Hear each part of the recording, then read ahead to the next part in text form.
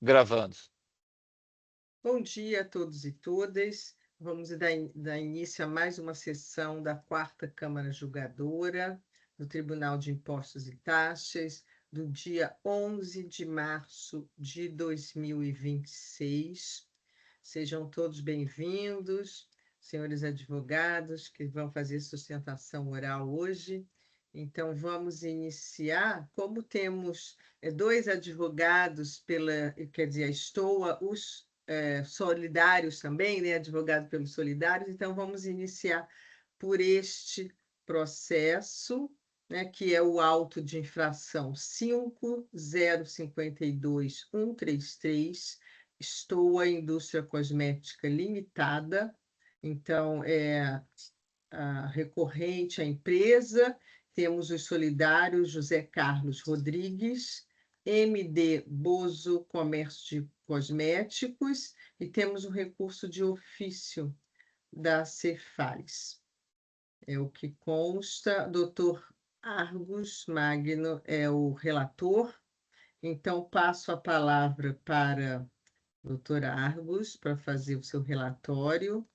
E aqui vou registrar, então, a advogada, né, a doutora Neiva, está pela empresa, né?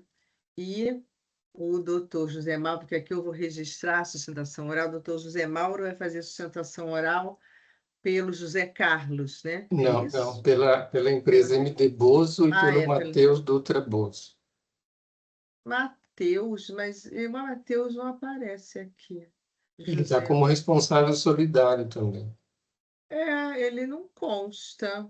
Consta José no corpo do lançamento ele está, porque às vezes e como é que ficou isso lançado no sistema, né? Presidente, bom dia a todos. Desculpe a minha intervenção. Que a observação da presidente está correta, inclusive no registro do voto. Não aparece aqui, não tem. Pois é, no registro do voto não aparece realmente o Matheus. Então, na hora de registrar, você registra quanto a Stoa, quanto ao José Carlos Rodrigues, quanto a MD Bozo, mas não quanto ao Matheus. Talvez isso é preciso que o nosso suporte aqui talvez nos oriente, mas no mínimo que a gente coloque em ata isso, inclusive o resultado, que a gente anuncia o resultado quanto ao recurso apresentado pelo Matheus, porque pelo menos aqui, para registrar, não temos essa hipótese. Então, eu vou falar aqui com suporte, porque, olha, consta recurso ordinário do José Carlos, recurso ordinário da MD Bozo, que o doutor José Mauro vai fazer a sustentação oral, e o recurso de ofício. E de Stoa também, e da própria... De Stoa, sim. Então, o recurso ordinário, desculpa, o recurso ordinário do Matheus foi apresentado, foi protocolado. Sim, só esclarecer. Um problema de sistema. No sistema para registro.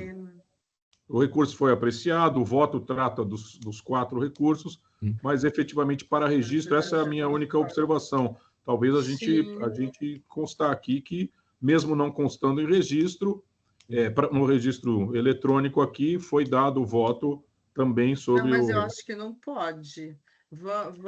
Na verdade, desculpa, o recurso ordinário do Matheus, ele foi apresentado juntamente com o recurso ordinário da MD Bozo. Sim, então, peça. É a mesma peça, se eu não me engano, correto, doutor Mauro? Não, parece que não. Não, tem alguma diferença. Não são idênticas, não. Mas não foi o mesmo protocolo? Enviado no mesmo documento? Mesmo PDF? Acredito que sim. Eu acho que foi mesmo junto, é verdade. Eu acho que é esse o problema. Eu vi porque o protocolo de recebimento aqui, ele coloca o MD Bozo e Matheus Dutra Bozo juntamente. E daí o sistema deve ter reconhecido só o MD Bozo e o PDF é o mesmo, né? Daí eu acho que uma questão. Mas no despacho de admissibilidade foi expressamente admitido o recurso do Matheus Dutra Bozo. Exato. Isso não vai causar, certamente não vai causar nenhum tipo de problema nem para os contribuintes, nem para os solidários, tampouco para a Fazenda. Acho que é algo bem gestionável. Ótimo. Mas eu tenho que ver, porque a gente não pode deixar sem registrar isso, né? Sem registrar, assim, no voto, né? Não consta aqui no seu voto o recurso dele, então não vai poder ficar sem um registro para o recurso dele. É porque Né, sem o registro para o Matheus? recurso dele, eu entendo que não vai ter abertura de prazo para recurso especial por parte dele. Essa publicação dessa intimação para apresentação do recurso, ela é feita automaticamente. É necessária. Então, eu acho que ou teriam que fazer essa intimação manual, talvez seria o caso de fazer uma diligência para saneamento dessa questão do processo. Sim, eu acho que nós não podemos, nesse momento, dar andamento. Eu vou fazer o seguinte. Poderia consultar o Oswaldo. O Oswaldo está aí? Isso, o Oswaldo está aí, mas acho que eu vou ter que mandar para o pessoal. Vou até tirar aqui uma foto para o Hélio. Não sei se é o Hélio, mas ele Se me permitem, acho que o Hélio voltou de férias já. Processualmente, não temos nenhum problema aqui. O que acontece é procedimentalmente. Nesse caso, acho que a solução da presidente normalmente costuma funcionar, que é realmente acionar o Hélio, e ele faz as adaptações do sistema aqui. Eu posso dar um exemplo de um PDF em que tinha uma folha em branco e que o contribuinte argumentou, disse, olha, mas tem uma folha aqui em branco, ilegível, não sei o que tem e o que não tem, precisamos diligência, ou precisa ser saneado o processo. E o Hélio resolveu isso em 5 minutos, no sentido de que, não, peraí, isso aqui é um erro do PDF, a gente aqui da tecnologia já corrige. Da mesma forma aqui, não me parece nenhum vício, nem nenhum problema processual que careça de diligência, mas talvez uma providência interna aqui da Fazenda. Sim, exatamente. Mas uma providência é necessária, Sim, né? sim. Mesmo é uma providência interna. Eu não sei se eles conseguem resolver neste momento. Só chequei aqui agora, doutora, nos autos, na verdade, os recursos foram apresentados em separado, estão bem na sequência, mas foi um para cada um, só para esclarecer que não foi um recurso único, né? Foram 2. É que estaria viciado se o recurso deste solidário não fosse apreciado. E ele será apreciado. Me parece, eu posso estar equivocado, que é só uma questão de sistema aqui de registro.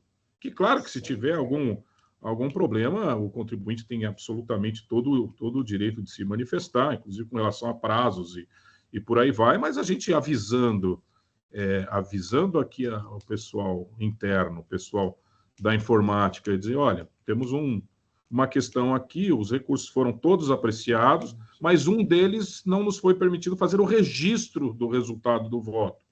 Porque votar sim, ouvir os contribuintes, debater, tudo abre e tudo funciona. Me parece só uma questão de procedimento aqui. Talvez não tenha a dimensão que possa aparecer, mas fica ao critério aqui dos técnicos e a decisão de condução da presidente. Nós vamos fazer o seguinte, eu estou tentando aqui contactar o pessoal, né, do sistema do Hélio, mandei para o Hélio, vamos ver aqui, porque assim, nesse momento, realmente não tem prejuízo, vai ser só uma questão procedimental, né, não processual, mas não é possível a gente continuar. Já vi várias situações em que tem que corrigir antes, né? Porque senão, como a doutora Luciana disse, né? Como é automático o sistema, pode causar posteriormente, né, esse prejuízo do recurso especial, da intimação. Então, eu vou primeiro tentar, que estou tentando resolver isso, e vamos, então, passar para outro caso, né, outro processo, e voltamos. Peço aí a doutora Neiva, doutor José Mauro, que aguardem um pouco. Vamos fazer Outro caso, a doutora Letícia está aí, nos ouve, o primeiro da pauta, TIM, enquanto a gente tenta resolver essa questão. Bom dia, doutora Letícia. Doutora Maria, tudo bem? Tudo bem, doutora Letícia? Doutora Letícia está pela TIM, né? Isso. Então, será feita a sustentação oral, um recurso de ofício, é o 5050-784, pela TIM, autuado TIM, é um recurso de ofício. A senhora vai fazer a sustentação oral, né, doutora Letícia? Doutor Paulo é o relator, então eu vou aqui registrar, gravar a sustentação oral, que na verdade, como é um recurso de ofício, eu vou incluir o nome da doutora Luciana. Pode ser, Luciana? Para registrar também a presença da doutora Letícia. Se puder me passar aqui no grupo, doutora, seu documento para eu poder registrar, eu gravo como sustentação oral. Eu enviei aqui no chat. Tá. Aqui, né? Tá. Doutora Luciana Carvalho Duarte.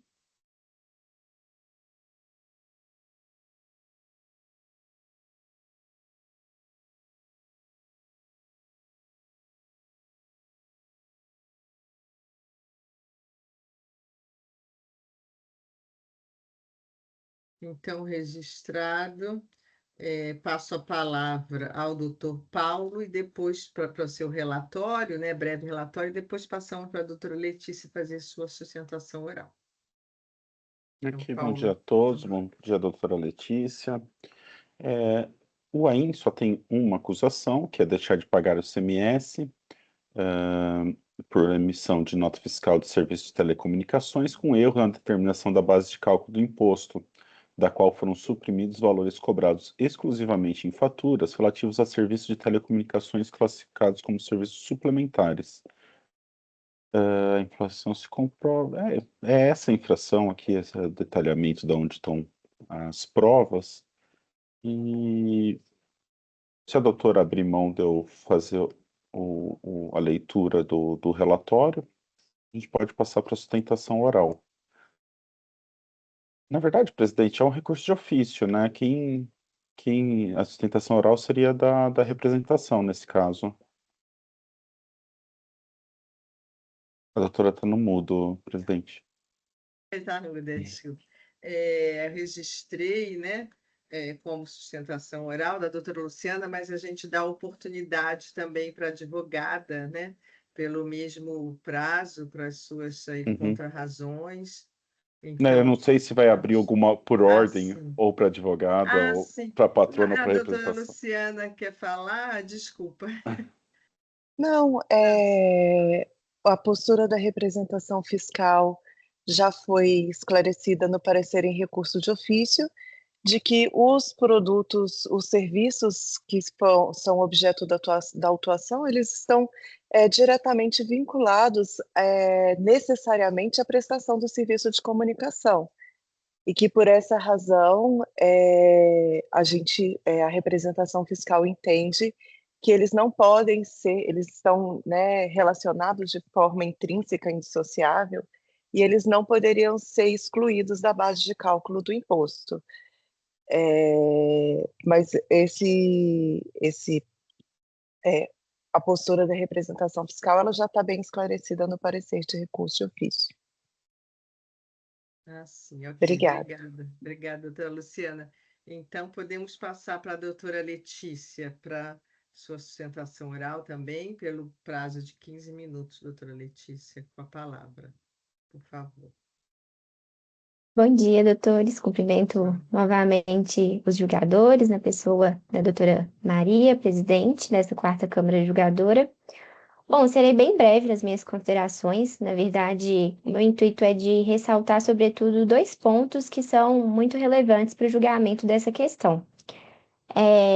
Bom, como mencionado, cuida-se de um recurso de ofício que foi interposto em face da decisão que julgou improcedente, integralmente improcedente, o auto de infração que foi lavrado contra a TIM E essa decisão, ela foi nesse sentido porque ela reconheceu que os serviços que foram autuados no caso, sob essa alegação de não recolhimento do ICMS, os serviços que foram autuados são dois serviços.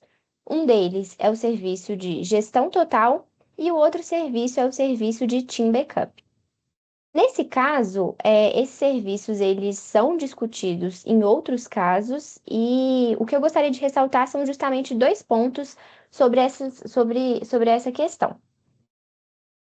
Bom, o primeiro ponto é que conforme foi reconhecido na decisão recorrida, esses dois serviços que são objeto da exigência, eles consistem na realidade em serviços de valor adicionado, que apenas acrescentam utilidades e funcionalidades ao serviço de telecomunicação propriamente dito, sendo, portanto, uma ferramenta autônoma que, nos termos do artigo 61 da Lei Geral de Telecomunicações, apenas está relacionado ao acesso, ao armazenamento, à recuperação de informações, enfim, não se trata de fato de um serviço de telecomunicação, que na verdade ele é utilizado pelos clientes da TIM após a efetiva prestação de serviço de telecomunicação que existe e que é prestado independentemente desse serviço de valor adicionado. Inclusive, conforme o próprio nome indica, o serviço de valor adicionado, ele apenas acrescenta uma utilidade, ele adiciona uma utilidade para o serviço de comunicação. Então, na verdade, é um produto que pode ser contratado separadamente ou pode ser incluído na contratação de um plano de telecomunicação. E, inclusive, atualmente, esses produtos, normalmente, eles estão relacionados a conteúdos digitais, como aplicativos de leitura, como streams, como serviços de nuvem, que, inclusive, é o caso do Team Backup, que nada mais é do que um serviço semelhante ao OneDrive, enfim.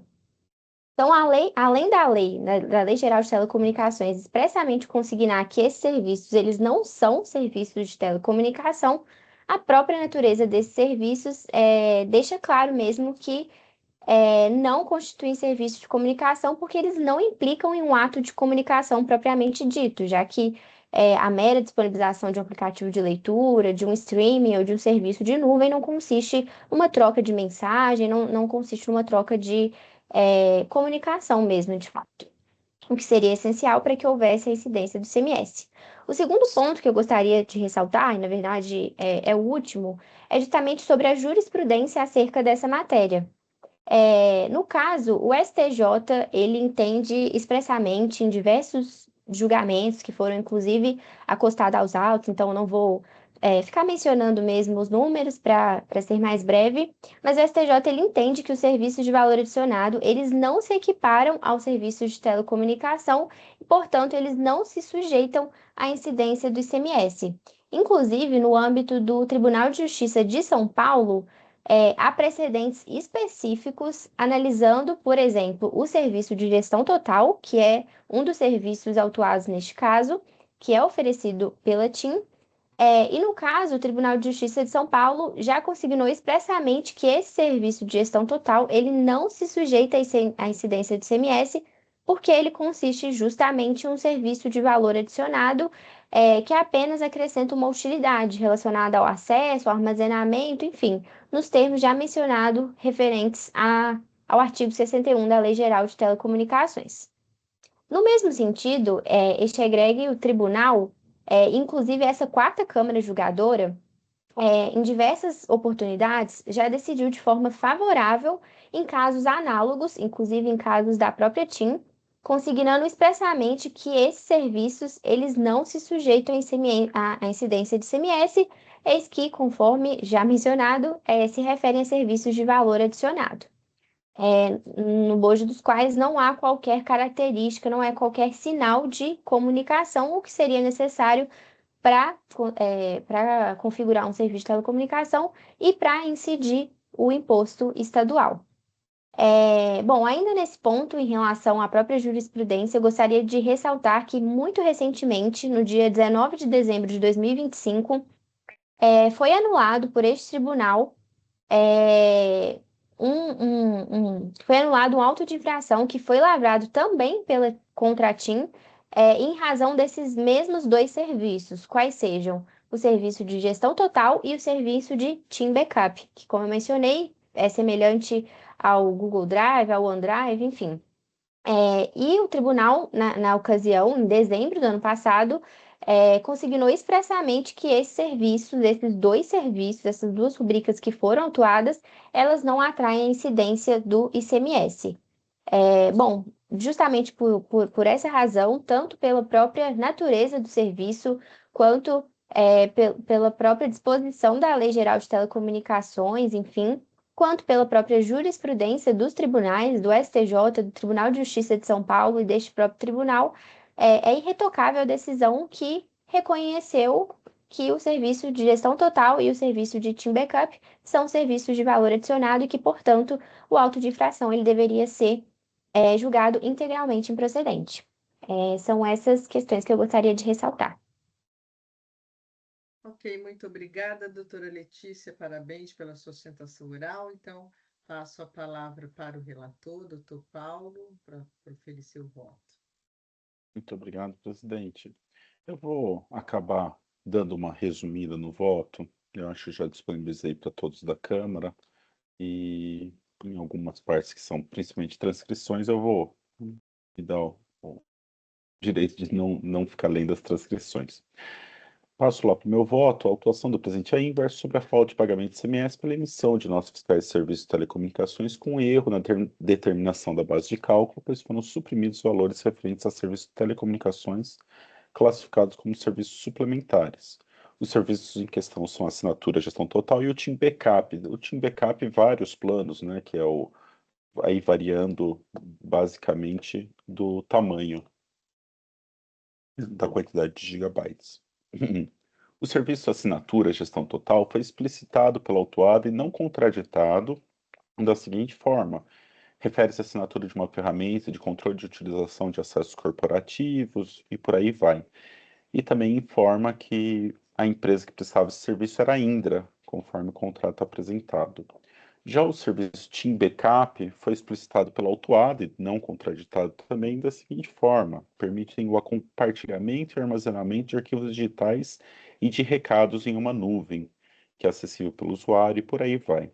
E esse serviço é indicado como titular do serviço FS Security, Serviços e Tecnologia.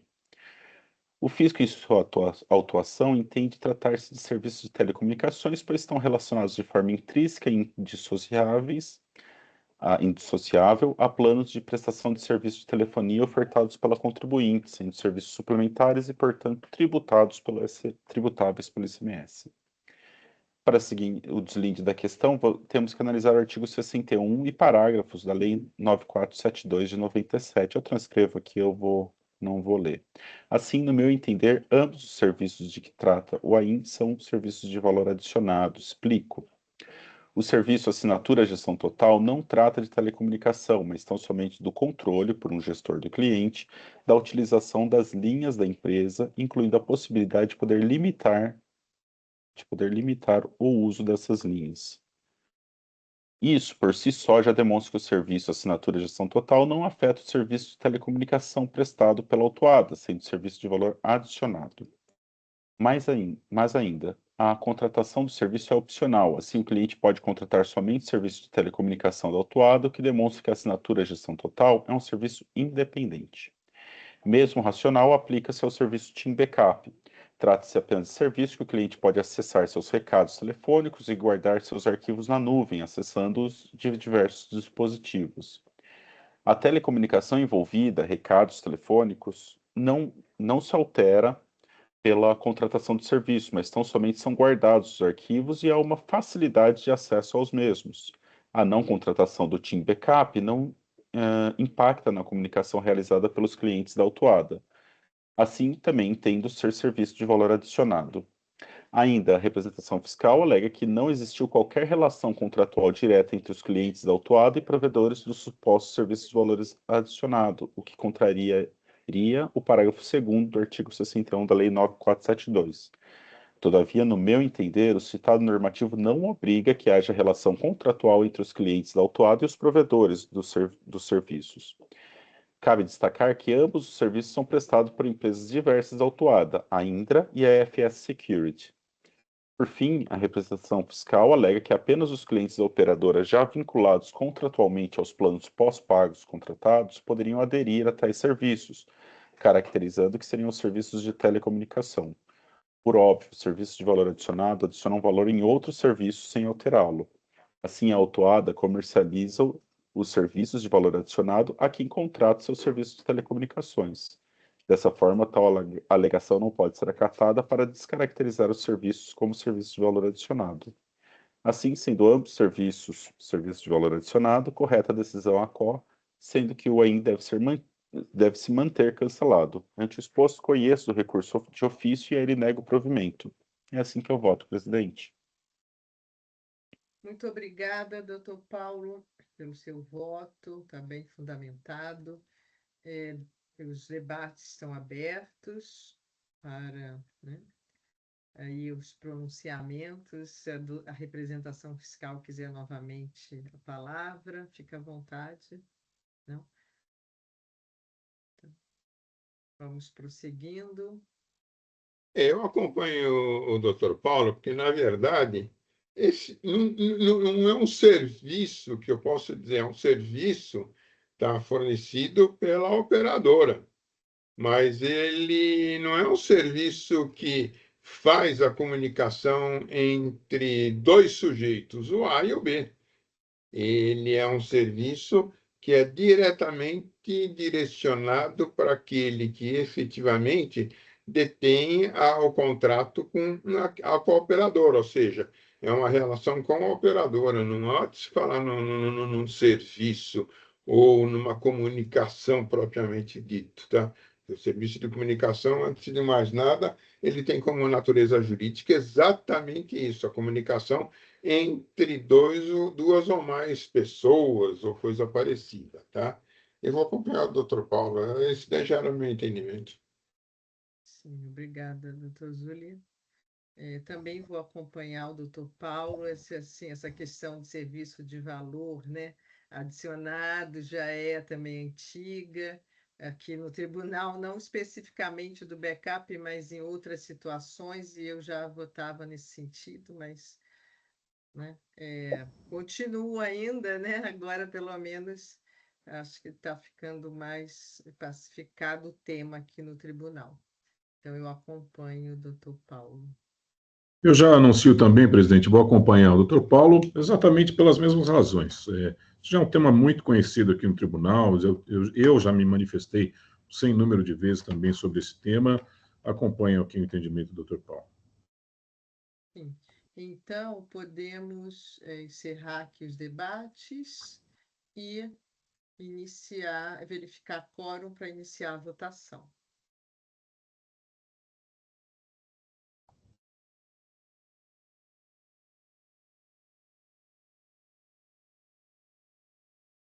Então, iniciando a votação.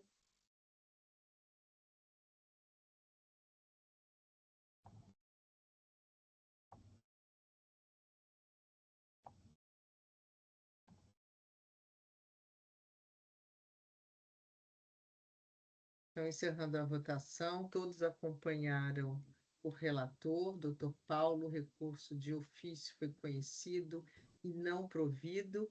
Esse é o resultado do auto de infração 5050-784, da TIM SA. Então, doutora Letícia, encerrando aqui esse julgamento, esse foi o resultado. Agradecemos aí a sua presença, a sua sustentação oral. E tenha um bom dia. Obrigada, doutora. Bom dia. Bom dia. Desculpe-me, eu tenho uma dúvida. Nós acionamos o Hélio ou Sim, o Oswaldo em relação àquele processo que está com problema? sim. Ah, tá. O É que eu Hélio, não... acionei o Hélio.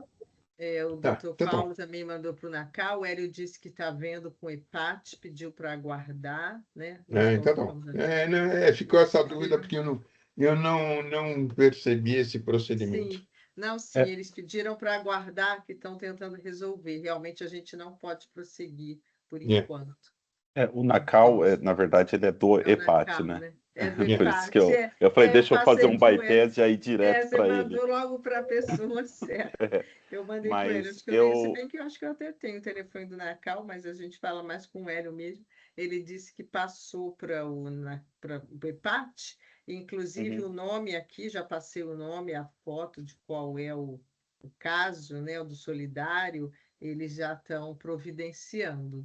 Vamos ver se até, né, até o final da sessão eles conseguem resolver, senão nós vamos ter que tirar de pauta. Mas é possível aí que, se for algo mais simples, eles consigam ainda resolver rapidamente. Então, nós vamos continuar com a pauta. Temos a doutora Alessandra. Bom dia, doutora Alessandra, que está pela... Oi, bom dia. Bom dia. Spiltag. Um instante, deixa eu ajustar aqui meu microfone. Isso, pela Spiltag. Está nos ouvindo bem? Estou, sim. Estamos lhe ouvindo. Então, agora vamos passar para esse caso. Eu vou anunciar, é o auto de infração 5054143, Spiltag Industrial Limitada. Dr. Rafael Zuli é o relator, é um recurso misto. Eu vou aqui gravar a sustentação oral que será feita pela doutora Alessandra. Vamos ver aqui, está aqui presente. E como é um recurso de ofício, então também vou registrar a... Aparece o nome do Pedro, vou colocar novamente o seu, Luciano. Deixa eu ver se aparece. Tem que novamente registrar.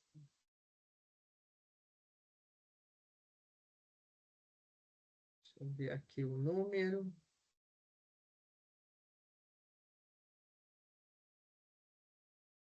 Agora apareceu.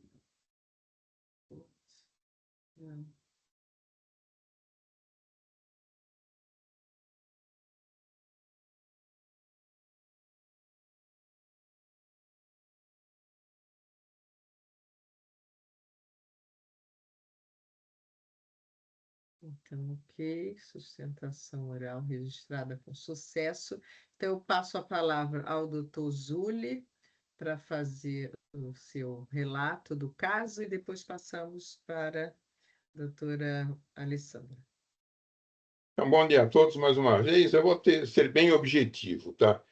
Infrações relativas ao crédito do imposto, porque ele se creditou em fevereiro de 20 a fevereiro de 21, na decorrente da escrituração do documento fiscal só relativamente à entrada no mercado durante o estabelecimento e que não atende às condições previstas no item 3 do parágrafo 1º do artigo 59, né? Créditos inidôneos. A segunda é falta de pagamento de imposto, porque o que teria acontecido nas atos valores especificados em decorrência de ter emitido notas fiscais nele relacionadas com indicação de remessa de mercadoria com fim específico de exportação sem comprovar a efetivação das tais exportações, tá? A decisão recorrida manteve parcialmente o feito exordial dos autos consta detalhado no relatório circunstanciado. Esta é a circunstância. Então, houve defesa, enfim, tá? A decisão de primeira instância julgou procedente em parte para considerar procedente o item 1 e insubsistente o restante, o item 2, tá? Aí nós tivemos o recurso de ofício, onde a representação fiscal traz considerações, tá?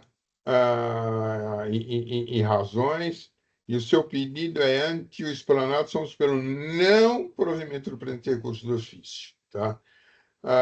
Teve contra as razões, o contribuinte traz vários argumentos em relação ao item, né, remanescente, perfeito, traz preliminar de nulidade da decisão de primeira instância, uma vez que furtou a analisar toda a documentação apresentada por autorização da defesa, situação que implique em ofensa ao princípio, nulidade da decisão recorrida ocasionada pela falta de análise dos documentos, dentre outros argumentos, faz referência imperiosa à necessidade de reforma da decisão, tá? A improcedência do item 1 e a regularidade das operações.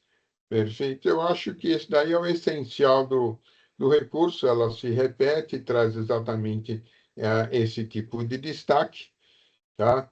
E eu, então, nesse sentido, fiz, praticamente eu digo, olha, que efetivamente eu faço um resumo detalhado do recurso ordinário, e, no caso, a representação fiscal, tá?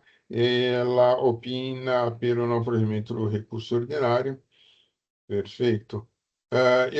Normalmente, eu faço o seguinte, eu digitava a sustentação oral, mas eu não tenho mais feito isso, porque a sustentação oral, hoje, ela, com a gravação das sessões, não é mais necessária, tá? Então, eu não tenho mais feito isso. E eu passo a palavra por 15 minutos, então, para a ilustre advogada presente, doutora Alessandra. Isso. Obrigada, doutor Zuli. Então, doutora Alessandra, com a palavra por seus 15 minutos para a sua sustentação oral, já está registrada aqui no sistema. Obrigada.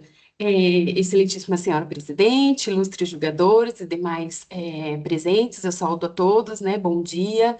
Então, eu falo em nome da empresa Spiltag, para sustentar a necessidade com relação à reforma dessa decisão de primeira instância, né? Ao menos com relação ao item 1, né, do auto de infração, e bem como a nulidade da decisão recorrida. Então, como o doutor Zuli já brilhantemente expôs, né, o relatório do presente auto de infração, então são 2 itens, sendo o primeiro item com relação ao creditamento indevido de ICMS, ou decorrente da alegação de que o fornecedor Saferchain teria emitido documentos considerados inidôneos. E o segundo item, que seria o questionamento sobre as operações de exportação sem a comprovação da devida averbação. No nosso recurso, nós trouxemos como uma primeira preliminar, onde, analisando a decisão recorrida, verificamos que ela não analisou todos os documentos apresentados pela nossa defesa. A empresa ela anexou notas fiscais, comprovantes de pagamento, extratos bancários, pedidos de compra, documentos de transporte, controle de estoques, registros fiscais de entrada. E percebe-se que foi um conjunto bem robusto de provas que demonstravam efetivamente a realização das operações comerciais. No entanto, a decisão de primeira instância, ela limitou-se a afirmar que não houve essa comprovação e não enfrentou as provas que foram apresentadas. Então, verificamos que, nesse caso, houve uma omissão com relação aos princípios do devido processo legal, contraditório e ampla defesa. Portanto, a primeira conclusão que busca-se é a inevitável nulidade dessa decisão de primeira instância, com o retorno dos autos para um novo julgamento e a efetiva análise da prova.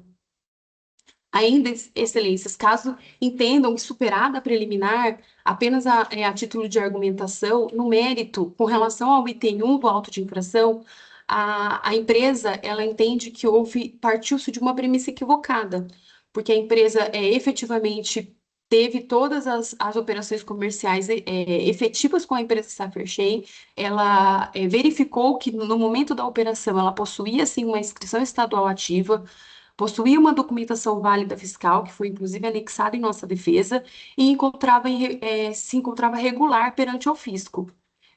Essa empresa, ela estava realmente nesse processo, só que ela tinha um processo judicial, onde essa situação da inidoneidade e da questão da sua inscrição estadual, ela estava ainda sob decisões liminares que mantinha válida a sua inscrição, e que a empresa recorrente ela não teria como prever o desfecho e o futuro com relação a isso do seu fornecedor. Ela foi realmente diligente, mas dentro daquilo que lhe era possível, não possuindo essa margem de pesquisar com relação a desfechos de discussões judiciais que estavam sendo travadas pelo seu fornecedor e o fisco.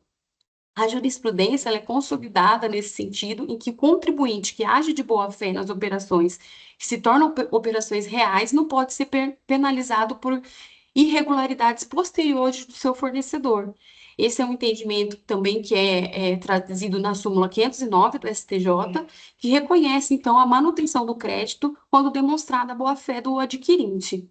Então, verifica-se que, excelências, que a realidade das operações, a empresa apresentou uma documentação que comprova. Ela fez a compra efetiva da mercadoria, houve a circulação física dos produtos, o pagamento das operações e a regular escrituração fiscal dessa situação. Então, ignorar essa documentação, essa realidade documental, significa presumir uma fraude, onde não há a prova da operação real. O direito tributário não permite essas presunções contra o contribuinte. Então, diante desse cenário, duas são as conclusões que a empresa, nesse momento, pede, né, que sejam alcançadas. A decisão recorrida, então, deve ser anulada, em razão da ausência da análise das provas apresentadas e a violação do contraditório e da ampla defesa. E ainda assim, caso superada a preliminar, deve ser julgado improcedente o item 1 do auto de infração, pois restou demonstrado que as operações foram reais, as documentações fiscais eram válidas às épocas e a empresa atuou realmente com absoluta boa-fé. Diante disso, pede-se o provimento do recurso ordinário com o cancelamento integral do item 1 do auto de infração. Muito obrigada pela atenção. Vossa Excelência. Obrigada, doutora Alessandra, pela sua sustentação oral. Parabenizo e passo a palavra ao doutor Júlio para o seu voto. Por favor, Júlio. Então, meu voto é um pouquinho extenso, né? Eu abordei tudo aquilo que efetivamente foi posto, seja em contra-razões, seja no próprio recurso ordinário, mas de pronto eu afasto a arguição de nulidade da decisão recorrida. Veja-se que efetivamente, tá, alega nulidade ocasionada pela falta de análise de documentos essenciais pelo julgador. Todavia, eu vou à decisão, que eu acho que o que importa é a decisão, e o próprio julgador diz, por exemplo, no item 9, verso aí sobre que ele tem importância destacar documentos fiscais a título de imposto. No 15, as notas fiscais utilizadas pelo contribuinte para alicerçar o crédito financiado foram consideradas inidôneas em razão da constatação da simulação de estabelecimento desde sempre. É o que se colhe nos recortes anexados às súmulas 83 e 118 do processado, sendo que a empresa ou a inscrição do cadastro do contribuinte, CCI e ICMS, canceladas ex officio sendo inidôneos os documentos fiscais emitidos pela empresa. No 16, ele disse, são, portanto, todas elas inidôneas, eis que emitidas após a data fatal. Quanto à publicidade, destaca, então, a respeito da publicidade, da inidoneidade, o suposto emitente consta no processo de constatação de nulidade que houve publicação dessa conclusão no Diário Oficial do Estado de São Paulo de 12/7/19, tornando público, portanto, que a empresa fiscalizada nunca existiu de fato. E diga-se que essa data é anterior ao período citado no item do auto inicial. No 18, ele diz, frise que o princípio da não cumulatividade, descumprido no artigo inciso 1º do 155 da CF, vigente, garante a compensação do imposto devido em cada operação com montante cobrado em operações anteriores. No caso, sob a análise, as operações anteriores ocorreram à margem da legalidade, pois o contribuinte autuado, ao efetuar suas compras, não se cercou dos cuidados exigidos. E assim ele prossegue no 20, no 21, no 22, no 23, no 24, no 25, que eu transcrevo, tá? Perfeito. Ainda fala, olha, destaca a cópia dos pedidos de compras feitos pela CEFCHEM, documentos que comprovam o transporte, que comprovam que as operações foram todas efetivadas no CFOP 5106. Ou seja, saem diretamente do armazém geral para o consumidor final dentro do que determina a legislação.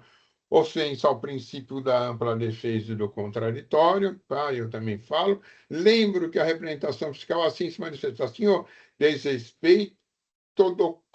a despeito do inconformismo da recorrente, seu livre conhecimento do legislador o levou a considerar as acusações relatadas como procedentes, não há qualquer nulidade na eleição, pois se este abordou todos, que ele abordou, todos os pontos de conflito, consequentemente, respeitou os princípios de ampla defesa do contraditório previsto no artigo 2º da Lei 13.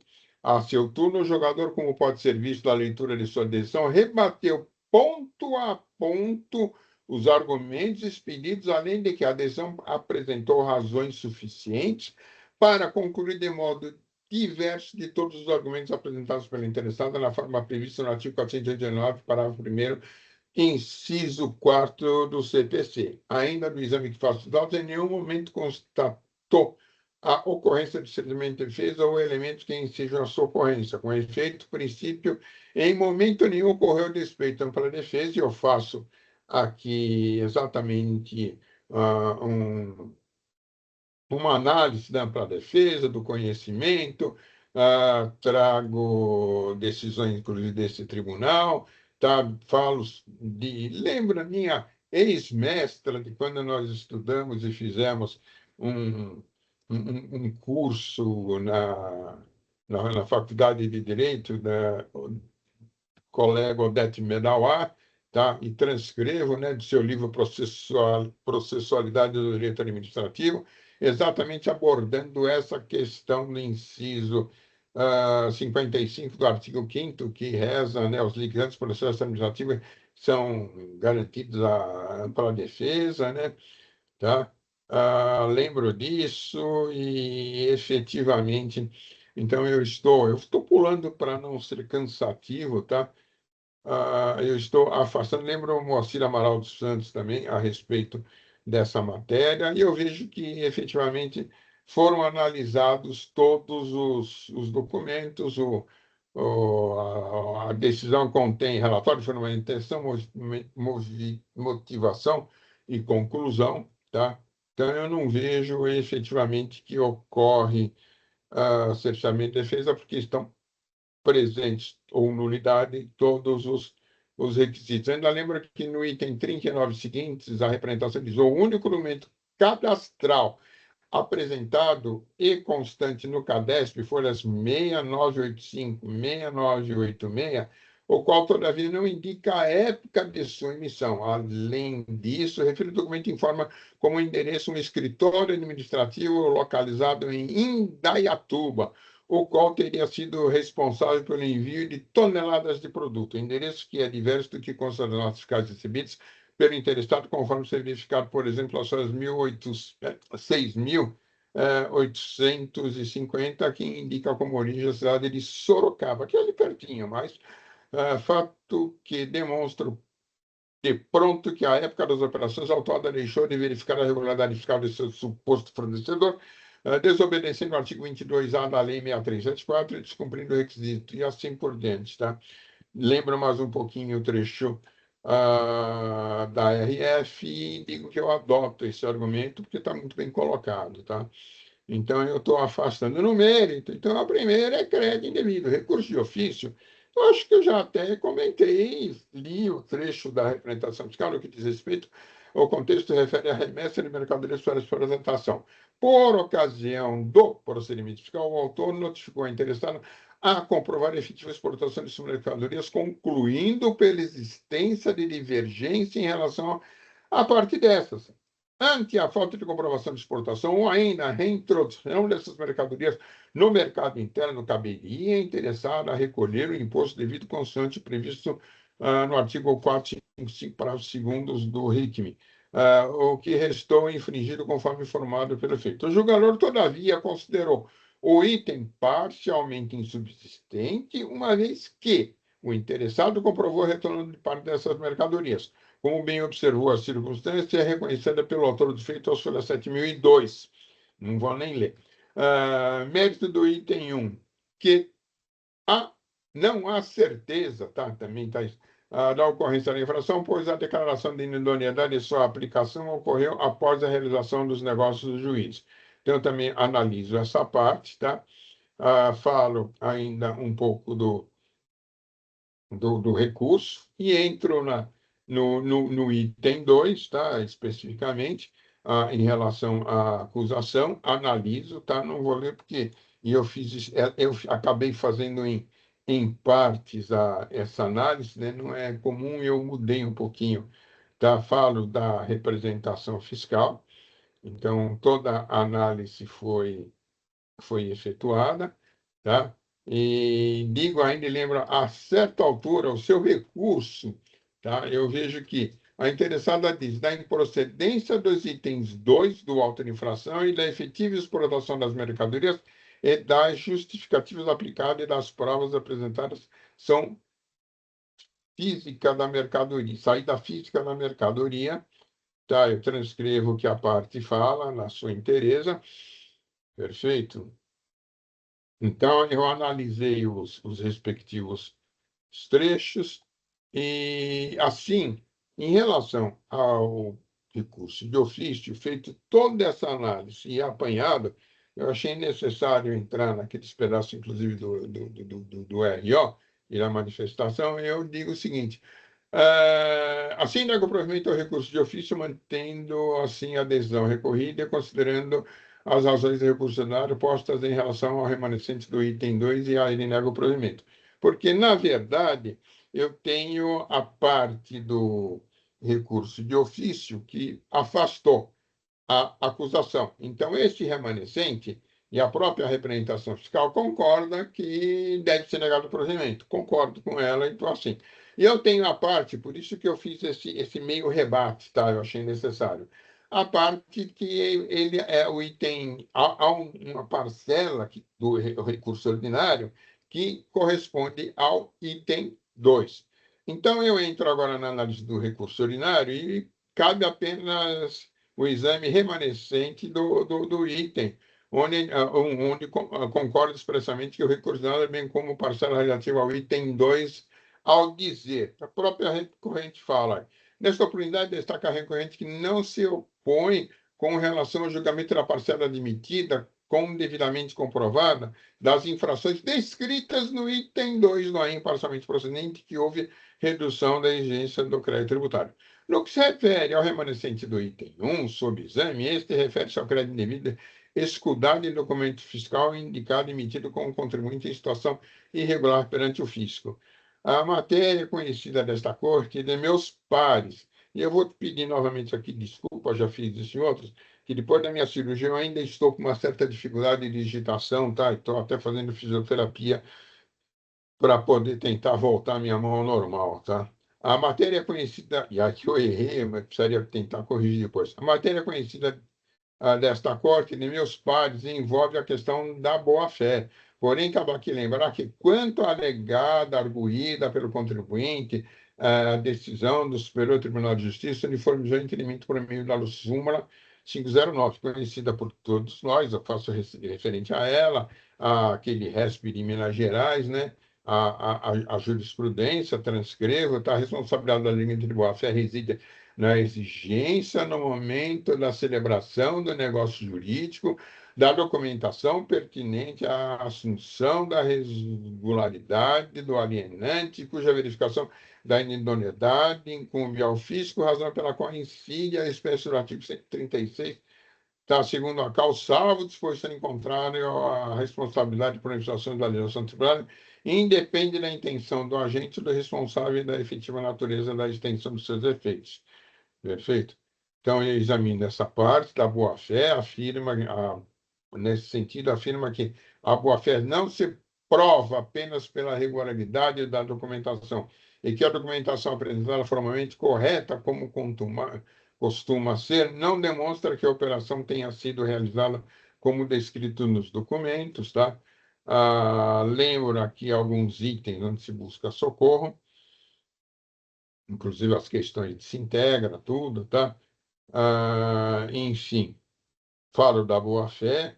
A sobrevida cadastral somente se deve a liminares obtidas na justiça, as quais posteriormente restaram cassadas, sendo relativamente relevante destacar que o processo não tramita em segredo de justiça. Assim, na própria época das operações, já era plenamente possível a verificação da irregularidade, não sendo crível aceitar a conduta da interessada como compatível com a boa-fé objetiva da situação que chama a atenção, a qual não atentou a interessada. Tá? Lembra mais uma vez aquela decisão do superior, lembro o artigo 155, enfim, busco fazer uma análise da situação, é um emitente autorizado. Vamos ver se tem mais alguma coisa interessante para falar. O imposto previsto no inciso 2 atenderá ao seguinte: a isenção, não incidência, não implica incréscimos para compensar como deixar as operações, acarretará a anulação do crédito relativo às operações anteriores. Então, o amparo na aparência e boa-fé é incapaz de beneficiar a recorrente, sendo que certo que ele, pelo seu exame dos autos, consta que todos os elementos estão dissociados para a irregularidade da emissão da nota fiscal. Quanto ao Poder Judiciário, em RT 64389, assim já teve o Tribunal de Justiça Paulista a oportunidade de decidir no caso do imposto do tributo ICM, importando a seguinte postura frente a fatos análogos: ICM, alta infração, imposição de multa, falta de documentação idônea, recebimento de mercadoria, conforme demonstrado por prova pericial, bens adquiridos da empresa idônea e relevância, portanto, da existência ou não do crédito do valor imposto. Transcrevo. Tá? Lembro o Carnelucci sobre a boa-fé, não vou cansá-los com a leitura de Carnelucci, tá? Lembro 113. O sujeito passivo principal diz que o contribuinte não tenha relação pessoal e direta com a situação constituída a respeito de fato gerador. Enfim, tá? Vamos ver aqui. Eu estou, então, mais uma vez eu lembro um trechinho de Carnelucci. Eu estou negando, então, provimento ao recurso judicial. E minha conclusão é assim: não vejo como acolher os argumentos do recorrente, argumentos de quais afasto para negar provimento ao recurso ordinário, na parte relativa ao item 2, bem como em relação à parcela remanescente do item 2, e cujos argumentos constam do corpo do AIM. Tá, multa confiscatória, afasto. Recálculo dos juros, afasto. Conheço de ambos os recursos. Ofício, nego. Ordinário, nego, mantendo intacta a adesão recorrida. Lembrando que na parte remanescente do item 2, mantém a adesão recorrida e, considerando as razões de recurso postas em relação ao remanescente do item 2, e aí ele nega o provimento. É assim que eu voto. Tá? Espero ter sido claro o suficiente nessa análise. Tá? E, mais uma vez, pedindo desculpa de alguns errinhos de... isso eu já salvei. Obrigada, doutor Zuli. Como tem também o recurso de ofício, se a doutora Luciana quiser também se manifestar, né? Eu passei direto para a sustentação oral da doutora Alessandra, mas... Nesse caso do recurso de ofício, a representação fiscal concorda com o não provimento, tendo em vista que foi demonstrado em 4 notas fiscais que houve o retorno das mercadorias. Então, tanto o auditor responsável pela autuação quanto a representação fiscal concordam com o não provimento do recurso de ofício. Sim, okay, obrigada. Então, os debates estão abertos. Presidente, eu vou primeiro cumprimento o relator aqui pelo voto e vou acompanhá-lo, tanto quanto ao recurso de ofício, pelas razões aqui colocadas pela doutora Luciana, quanto ao recurso ordinário, porque esses casos em particular são casos sempre pontuais que precisam ser vistos caso a caso. Né? Questão de comprovação se a alegada boa-fé, se há a alegação de boa-fé, sabemos aqui, o tribunal sabe isso já muito, que é necessário uma questão de análise de provas. Daquilo que consta dos autos e do voto do Dr. Zuli, não foi alcançado sucesso no tocante à comprovação dessa boa-fé e, efetivamente, assim sendo, optou-se aqui pela decisão em favor da manutenção do auto de infração e negativa de provimento ao recurso. Então, por tais razões, eu vou acompanhar o bem lançado voto aqui do Dr. Zuli. Muito obrigada, doutor Argos. Eu também vou acompanhar o relator, presidente. Ok, eu também vou acompanhar, está bem fundamentado o voto. O recurso de ofício, como também dito pela representação fiscal, né, estão concordando, o auditor fiscal concordou, e Então, com relação ao recurso ordinário, também, aí, de acordo com a fundamentação do voto, então também acompanho. Então, com isso, vamos encerrar os debates, passar para verificação do quórum e iniciar a votação, né? Falta confirmar.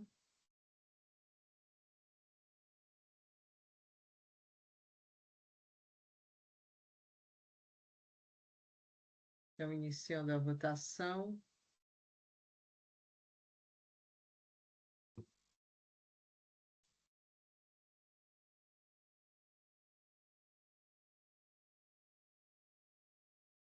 Então, encerrando a votação, no caso Spilteg Industrial, o recurso ordinário foi conhecido e não provido, e o recurso de ofício também conhecido e não provido, nos termos aí do voto lido e bem fundamentado pelo relator. Doutora Alessandra, agradecemos aí sua participação.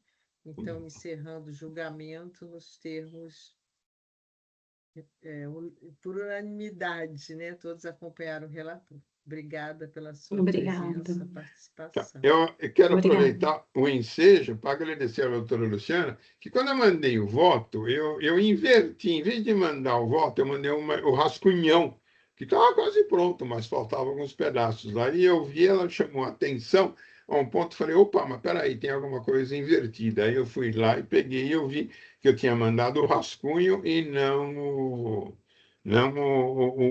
o que seria o voto mesmo, tá? Então, eu agradeço a atenção da doutora Luciana aqui nesse momento.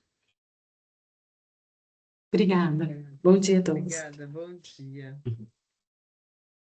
Bem, ainda não temos um retorno do caso da Stoa. Ainda estamos aguardando, então pedimos aí, doutora Neiva, doutor José Mauro, aguardar mais um pouco. Não temos mais advogados presentes, temos mais um processo, que eu sou a relatora, eu estou aqui registrando. Enquanto isso, ainda estamos aguardando, aí talvez não seja possível, né, hoje fazermos, mas vamos ainda tentar, né? Presidente, Caso. eu falei com o pessoal do Oi. EPAT Sim. e eu acredito que eles não vão, eles já falaram que não é uma Não. coisa tão simples. Não é, né? Então, assim, se quiser esperar o retorno oficial, mas eu imagino que eles não vão conseguir resolver isso para essa Não, sessão. né? Imagino. Porque seria o registro, né? Eu ajudei a fazer isso há muitos anos atrás. Eventualmente, a gente pode, se assim bem entender, presidente, prestigiando os advogados, ouvir a sustentação oral deles, né? Registrar e tirar de pauta. E retirar o processo. Eu acho ponderada a colocação. Assim, os advogados não perdem aí a viagem e o preparo que fizeram aí para essa sustentação oral. Aí, infelizmente, a gente tira de pauta até que a tecnologia aqui tem uma resolva questão. isso. Eu não conseguirei gravar a sustentação oral, porque não aparece desse solidário, né? Então, Que é o mesmo advogado, né? É o mesmo advogado, mas de qualquer forma, né, teria o registro da sustentação oral deles. Presidente, eu como sugestão, né, quando retornar para a pauta, pode ser que não seja a mesma composição da Câmara, tem algum substituto. Então, eu acho que a doutora Neiva, o doutor José Mauro, eu acho que eles poderiam optar por fazer a sustentação agora ou no retorno, não sei. Só por praticidade aí.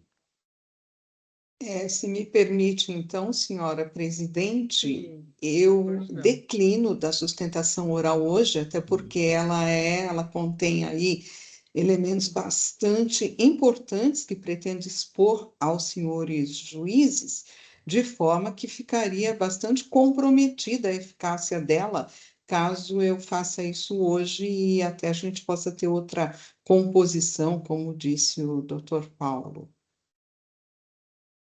Eu acredito que não demore muito para o retorno, né? Eu acho melhor também, mais prudente, nós aguardarmos. Não deve demorar muito.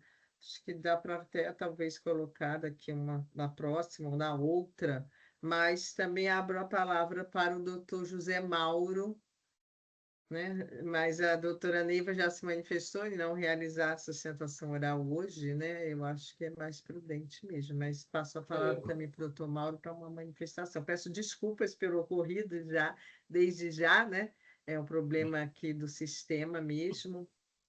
Eu penso que mais em função do que o Dr. Paulo falou agora, dessa possibilidade de ter alteração, né, da composição. Bom, eu acompanho, então, aí a opinião da doutora Neiva também. Vamos deixar para uma próxima, então. Ok. Eu acho melhor, mas não deve demorar muito, não. Eles não conseguiram resolver agora, mas em breve já acredito que já retorne para a pauta. Então, também para os advogados não ficarem aqui aguardando desnecessariamente, né?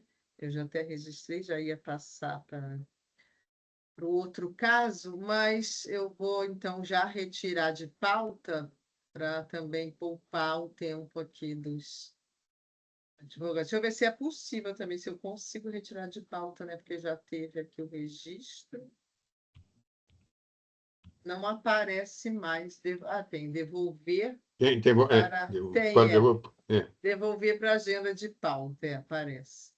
Ou devolver para o relator, para a agenda de pauta. Tá bom? Tá. Enquanto isso, tá? O que eu vejo agora na tela, inclusive também em consideração a doutora Neiva, tá? Aqui presente, eu vejo na nossa tela de fundo minha, da Luciana, do Paulo, tá? Um símbolo ali, Tite, no meu está à direita, né? Nos outros estão à esquerda, né? Eu não sei se a doutora Neiva enxerga esse símbolo, né? Esse nosso fundo, mas eu me recordo de um evento que nós fizemos, inclusive, em Bauru, né? Tá? E foi mais ou menos nessa época que eu montei esse símbolo, né? A TIT, Justiça Fiscal e tudo. Perfeito, nós fizemos evento lá no IT, né? Tá?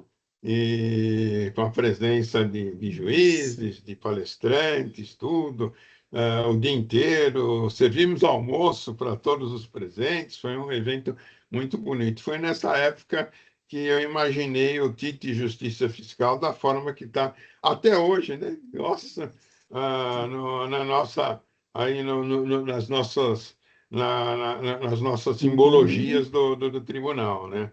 Então ficou esse logotipo aqui do Tite, fizemos até, foi o marido de uma presidenta, tá, Olga, né, que fez depois uma peça de arte em mármore, retratando exatamente esse símbolo. Tá? Então, por curiosidade, em homenagem à própria Neiva, né, o que nós fizemos e o que significa esse Tite, que o objetivo era falar. Inclusive, existe um banner que está no tribunal, nós somos obrigados a tirar pelas mudanças que houve, né, escrito embaixo, Justiça Fiscal, é o nosso objetivo. Tá? Ele tem todo um histórico. Muito obrigado. Isso, se me permite, então, uma breve inferência, doutora Maria do Rosário. Boas lembranças, não é, doutor Zuli, de tempos aí realmente Sim, boas em que construímos juntos praticamente, né, esse sistema que depois veio a ser o EPAT, né, também a legislação, a primeira lei do contencioso, né, o decreto regulamentador, né. Muito obrigada aí, e a sua lembrança também reacendeu aqui na minha memória aquele evento que foi realmente marcante, né. Foi marcante, muito obrigada. Né? Foi um prazer revê-la. Igualmente. Sim, muito bom, né? Então, já foi retirado de pauta, tá?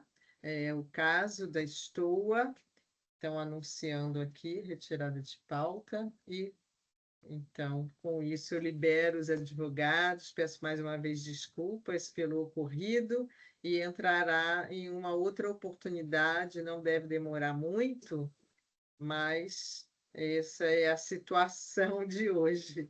Tá bom? Tenham um bom dia, doutor Zé Mauro, doutora Neiva.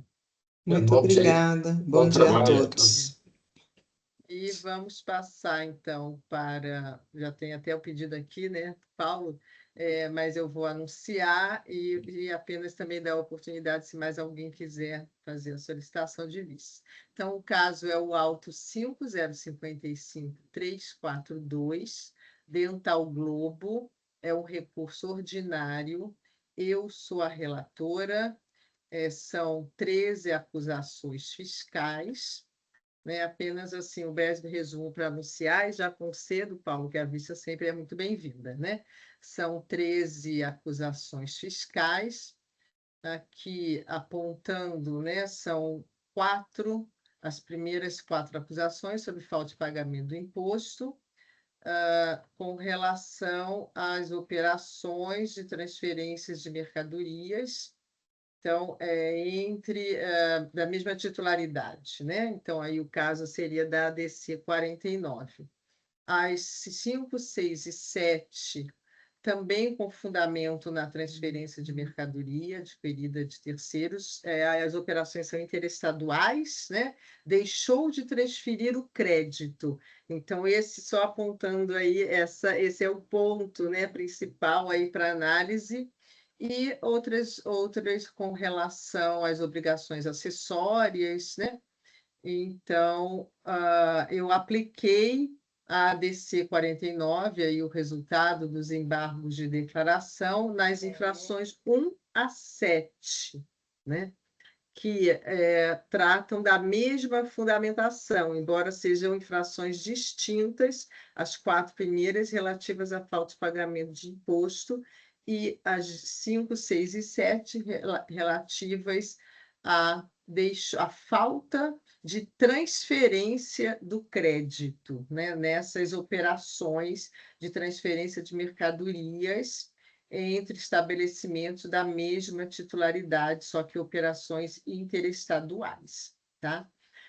Se a representação fiscal quiser também fazer aqui, incluir sua manifestação, embora com a vista não aparece, né, a manifestação, depois ela some, acho que seria talvez o caso de depois incluir novamente, né?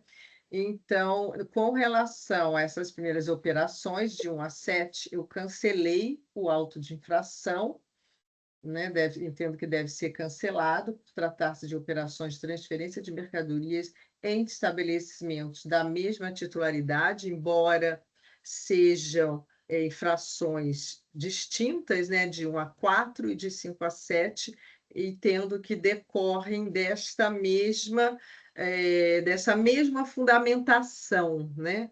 De transferência de mercadorias em estabelecimentos da mesma titularidade em operações interestaduais. A questão dos convênios e das infrações 5 a 7, elas não foram assim propriamente, especificamente, né, fundamentadas no recurso ordinário, nem pela representação fiscal. Eu só estou colocando aqui, Paulo, embora vá sair em vice, e a gente vai deixar o debate principal para depois, mas para facilitar aqui os pontos que eu entendo que devem ser observados, os pontos de divergência, para facilitar para todos, se alguém também quiser pedir a sua vista. Então, essas operações, né, essas infrações, elas não foram propriamente, né, a questão dos convênios, não foram propriamente enfrentadas, né, do convênio 178, que aí é o ponto principal, trazido também pela representação fiscal neste momento, né, após aí com a manifestação, que eu vou abrir a oportunidade para a doutora Luciana, que não foram trazidas, esse enfrentamento não foi trazido, né? Ficou praticamente na questão tanto, né, no recurso ordinário quanto da representação fiscal, no julgamento da ADC 49, e não se explorando a questão dos convênios 178 e o convênio 109 também, né? Que revogou o convênio 178 em outubro, como bem apontado pela representação fiscal 31/8. Então, o meu voto aqui registrado é cancelando as infrações 1 a 7 pela mesma fundamentação, né, embora situações distintas, e mantendo os itens 8 a 13. Né? Então, aí a questão também até, né, me coloco para analisar novamente, para o debate, né, mas olhando os convênios e o que foi trazido pela representação fiscal com a manifestação da doutora Luciana, o período, porque depois eu até fui olhar o período, né, que foi revogado o convênio, mas os períodos dessas infrações 5 a 7, principalmente acho que as 5, a 6 e a 7, elas entram num período que já tinha sido revogado, porque é novembro, vai até novembro, e a outra, acho que é a 7, vai até dezembro. E a revogação, como apontado nesse momento pela doutora Luciana, que não foi trazido em contrarrazões e nem o debate, né, nem no recurso ordinário, eles entram, né, no período já da revogação. Então, é só para deixar aí essas observações para nós depois debatermos mais profundamente, né? E talvez eu até traga um complemento desse aprofundamento, já que vai sair em vista.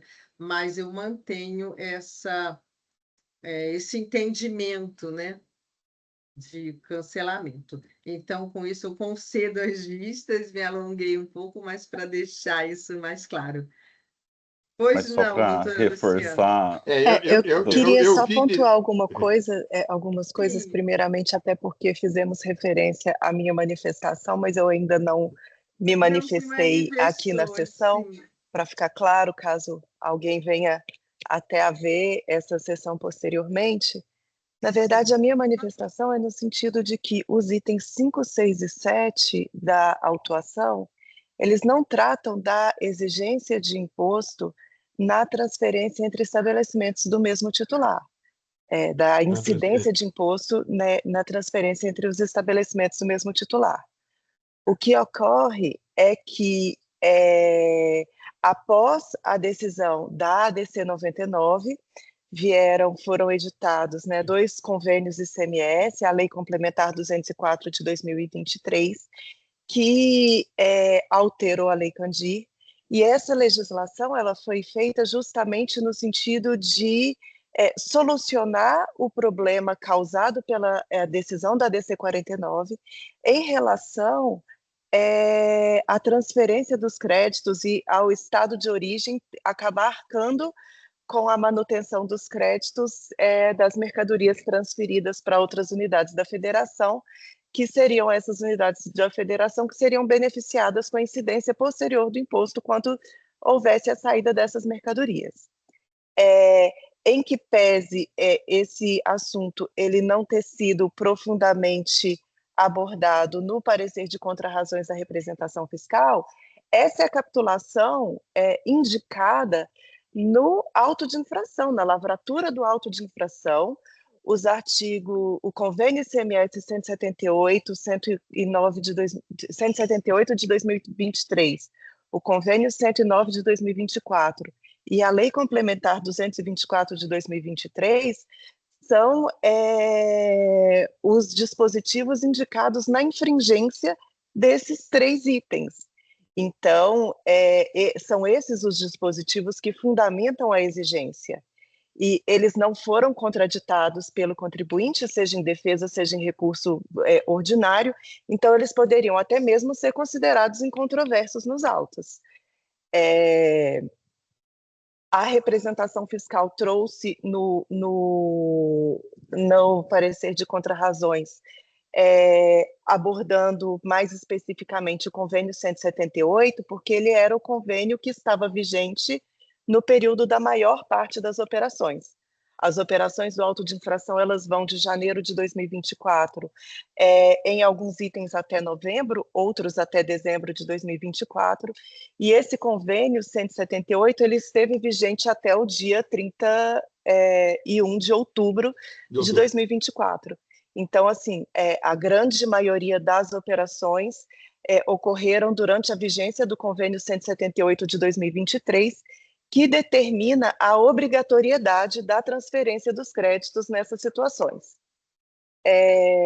Posteriormente, uma parcela menor das operações ela ocorreu na vigência do convênio 109, que é o convênio que determina que o Estado de São Paulo só é obrigado a arcar com a manutenção dos créditos relativos à diferença entre os créditos apropriados na entrada da mercadoria e o crédito referente e o valor referente à incidência da alíquota interestadual sobre o valor da operação. Então, no frigir dos ovos, a situação acaba sendo a mesma. O Estado de São Paulo não tem a obrigação de assegurar esse crédito referente ao imposto, ao ICMS incidente nesse valor dessa operação estadual, o ICMS que seria incidente. Essa alteração do convênio ICMS 109 de 2024, ela tem ali relação com a edição da Lei 204 de 2023, que alterou o artigo 12 da Lei Candir, e que traz justamente essa situação da não obrigatoriedade de manutenção dos créditos pelo Estado de São Paulo, quando há essa transferência interestadual, sendo responsabilidade do Estado de destino assegurar a parcela do crédito que seria referente ao valor da incidência da alíquota interestadual sobre o valor da operação de transferência. Então, nesse caso desses itens, eles não poderiam ser cancelados com base na decisão da DC 49, porque aqui não se discute mais se há ou não a incidência de imposto, se há ou não o fato gerador do ICMS nessas operações de transferência. A legislação aplicada na autuação é a legislação que exige que, no caso de transferências interestaduais, seja feita a transferência da parcela do crédito ao estabelecimento de destino, e o contribuinte sequer alegou que essa transferência teria ocorrido. Então, é por isso que eu fiz essa manifestação, eu pedi para me manifestar, tendo em vista até essa situação que a doutora Maria do Rosário comentou, de que eu juntando essa manifestação agora, ela desaparecerá na sessão seguinte, então eu vou deixar para fazer essa juntada na próxima sessão, Luciana, mas eu queria pontuar até para trazer esse entendimento da representação fiscal, que na verdade a fundamentação com base nos convênios e na Lei 204 de 2023, ela já vem desde a lavratura do auto de infração, quando esses foram os dispositivos indicados na infringência. Então, a falta de abordagem desse assunto pela defesa e pelo recurso ordinário, ela poderia até ser considerada como uma coisa incontroversa nos autos, de que realmente não houve essa transferência e que esses itens da autuação deveriam ser mantidos. Basicamente, são esses os pontos que eu queria levantar. Tem também uma situação em relação ao item 3, que eu não cheguei a mencionar na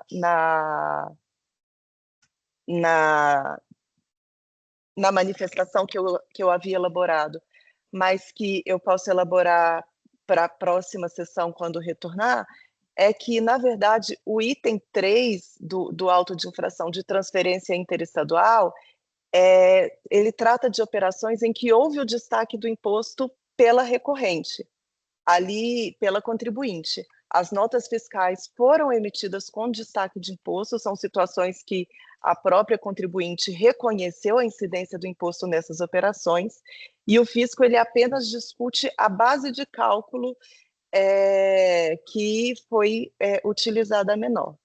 Então, em relação a esse item 3, a representação também entende que seria o caso de manutenção, tendo em vista que as notas fiscais já foram emitidas com incidência do imposto pelo próprio contribuinte. Isso também eu posso elaborar e trazer na próxima sessão para discutirmos. Mas eram esses os pontos que eu queria trazer. Obrigada. No item 3 eu não descia esse detalhe, mas a exigência é sobre o todo, não só sobre a diferença, né? No item 3, a exigência é sobre a diferença. Houve o destaque do ICMS pelo contribuinte, mas a base de cálculo utilizada pelo contribuinte foi inferior à devida, e o auto de infração ele cobra apenas a diferença entre a base de cálculo apurada pelo fisco e a base de cálculo utilizada pelo contribuinte para destacar o imposto nos documentos. Então, era uma das minhas dúvidas. E eu vi os períodos também. Eu vou esperar a vista do colega Paulo, mas efetivamente eu tenho um entendimento, discuti muito a questão da ADC 49 lá no CODECON, né? Feita a forma da modulação. Eu tenho até voto já sobre isso na 8ª Câmara, acompanhado até pelo Ítalo, né? E efetivamente é um pouco diferente da posição da doutora Maria do Rosário, tá? Mas vamos aguardar a vista. Sim, eu só quero ressaltar aí, doutora Luciana, eu falei que a manifestação fiscal, quer dizer, era o que sempre o Pedro dizia, eu vou deixar para colocar depois. Mas eu falei isso, mas eu acho até que, se a doutora Luciana quiser registrar, eu acho até que seria bom. Não é que acho que ela não some totalmente, eu não sei muito bem o que acontece. Não, mas eu acho que não tem necessidade. Eu encaminhei no... Tá. Eu antecipei a minha manifestação. Eu acho que depois ela aparece no final, eu acho. Acho que eu acho que fica mais organizado se eu fizer essa juntada na sessão em que o processo for votado. Eu concordo com... Mas eu deixo assim, e aqui também à disposição para isso, para o registro, que acho que talvez não seja visto de imediato, mas que ele fica no processo. Tá, não, mas eu também vejo entendo que vai ser complicado registrar, porque com as vistas, tá? Tem aqui a fase de debate, solicitar voto de preferência, não é o caso. Solicitar a vista, só se ela solicitasse vista, mas ela não registraria. Então, vai ser difícil ela lançar também a sua manifestação nesse momento. Mas eu posso fazer na próxima sessão esse lançamento como manifestação em sessão, sem ser necessariamente uma vista. Isso, exatamente. Tá bom? Mariano Rosário, você está sem microfone. Só para deixar claro, presidente, que começou, eu só tinha pedido no sistema à vista, mas foi exatamente por essa discussão já exposta. Não, eu ia falar, mas daí a doutora já expôs. Desculpa, que eu vi aqui. Desculpa se eu te atropelei, Paulo. Imagina, fiquem tranquilas. É que eu pedi a vista e não falei, deixa eu só falar um pouquinho. Era só por causa dos itens 5 a 7 que eu queria entender melhor. Não vou nem... Não tenho nem como adiantar meu voto. É entender melhor, porque é um caso que eu ainda não vi. Eu queria ver com mais, com mais calma. E o tribunal já está tendo uma posição em relação a isso, a modulação, as datas, principalmente as datas. Eu acho que a gente tem que ficar atento às datas, tá? E a modulação, perfeito? E a aplicação da ADC 49 em relação a isso. A modulação, vamos lembrar que essa modulação é um pouquinho posterior, né? E deu muita briga no Supremo na época, uma discussão foi muito grande em relação a isso, mas o tribunal acolheu essa modulação e não considera a necessidade, efetivamente não considera que não deve ser exigido o imposto naquelas épocas até considerar as datas da modulação, tá? É esse que está sendo o entendimento. Sim, é esse o caso mesmo, né? Então, sai em vista para o doutor Paulo, justamente com todos esses pontos aí que a doutora Luciana levantou e que é bom, né, realmente a gente discutir. Não tive também nenhum caso sobre isso. Então, encerramos o julgamento com essa saída de vista. Se o doutor Argos quiser também se manifestar, solicitar visto, também fica à vontade. Não, presidente. Na verdade, eu estou até curioso e ansioso para o retorno dos autos, para o nosso debate, porque efetivamente o que se mostra aqui, talvez uma controvérsia, é justamente essa aplicação do seu entendimento da extensão dos efeitos da DC 49 nos itens 5, 6 e 7. Né? A argumentação da representação fiscal é muito interessante no sentido de dizer, não, mas espera um pouquinho, o que fundamentou aqui foram outros diplomas normativos que dizem respeito à obrigatoriedade da transferência de créditos. É verdade. Só que créditos? Decorrentes em tese de um ICMS devido. Devido sobre o quê? Sobre transferências de mercadorias para estabelecimentos do mesmo contribuinte. Na verdade, a origem, e a gente precisa se debruçar um pouco mais, e acho ótimo os debates aqui que se iniciaram, mas que certamente vão se concluir na sessão de retorno, mas se efetivamente são essas mercadorias transferidas do estabelecimento do mesmo contribuinte, a tese da doutora Rosário é absolutamente sólida e os efeitos da DC 49 vão alcançar também esses itens, independente de serem derivados da obrigatoriedade de transferência de crédito. Não se fala nem em crédito, nem em ICMS, nem em nada que se aplicar a DC 49. Né? Este é um ponto de vista que me parece que é o ponto de vista da doutora Rosário, e se efetivamente é isso mesmo, não há o que se falar. A ADC, com repercussão geral, nós não temos o que, ainda que tenhamos posicionamentos pessoais sobre a matéria, não temos o que discutir. Agora, se efetivamente não são oriundos dessa transferência entre estabelecimentos do mesmo contribuinte, aí sim prevaleceria um entendimento em sentido contrário. Portanto, eu repito aqui, estou curioso e ansioso aqui pelo retorno desse processo, porque também não tinha julgado isso ainda nessas variáveis, e acho que vai ser um retorno aí bem interessante, com debates aí bem interessantes. Então, eu não vou pedir vista, não vou nada, mas eu acompanho porque efetivamente são essas duas posições. Como o doutor Paulo pediu vistas baseadas justamente nesses itens 5, 6 e 7, que é justamente onde eu aponto também essa contradição, ou eventual contradição, eu acho que teremos aí duas posições interessantes, pelo menos, para o debate. Não sei se antagônicas ou não, mas pelo debate. Então, presidente, eu não vou tirar em vista, mas certamente vou também estudar o caso aqui, porque eu acho que é bem interessante. É verdade, é bem interessante, né? O alcance da decisão da doutora Maria do Rosário é do 1 a 7, tá? Embora nós tenhamos esse pedacinho que é um pouquinho diferente a natureza jurídica que nós possamos imaginar em relação à acusação e o fundamento legal, tá? Aí seria o 5, 6 e 7. Perfeito, mas na verdade a nossa abrangência, a DC 49, tem que ser vista em relação aos itens 1 a 7, tá? É isso.